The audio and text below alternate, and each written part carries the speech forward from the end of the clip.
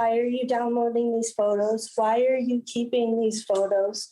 Why are you putting provocative messages under these photos? These are my photos, but they've been posted to somebody else's Instagram with captions like wifey and star eyes emoji. I don't know who this person is, but what I do know is I did a news story on them this past summer. Dozens of Instagram accounts have been harassing women and children in the Lower Mainland, apparently stealing family photos, tracking down phone numbers, and inundating them with emails. They're still stealing the photos of people's children, and despite filing new police reports and reporting the user to the social media site, things have only gotten worse. Last week when I first contacted you, that was the first photo that he had taken from my profile. Obviously, being a mom and everything, I knew what was happening right away. In June, City News brought you the story of dozens of Instagram accounts harassing women and children, primarily in the Lower Mainland, apparently stealing family photos, tracking down phone numbers, and inundating them with emails. Multiple women who have been targeted say they believe it's all being done by one person, and despite going to the police, nothing is being done to stop him.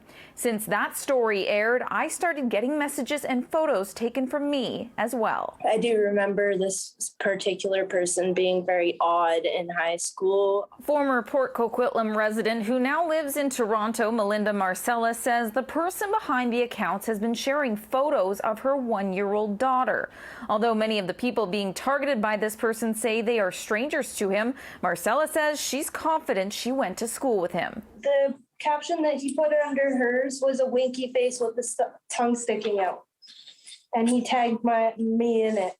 And as soon as I seen it, I reported it to Instagram.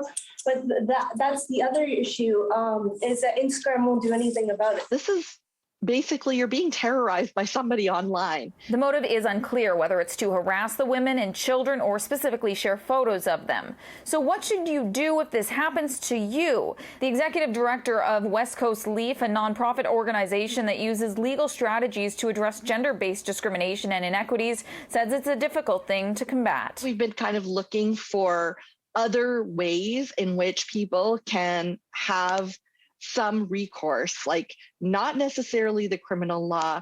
The government can do a lot more to regulate these platforms. And I know the federal government is looking into some of the ways that can be done.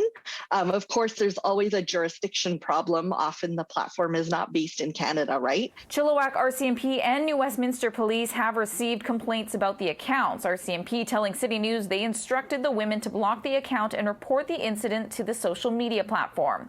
Marcella says she feels more comfortable now that her and her daughter live across Canada in Toronto, but she worries for the continued safety of those being targeted here in BC. You know, you hear about it, but you don't think it's going to happen to you, and then all of a sudden it happens. In New Westminster, Ashley Burr, City News.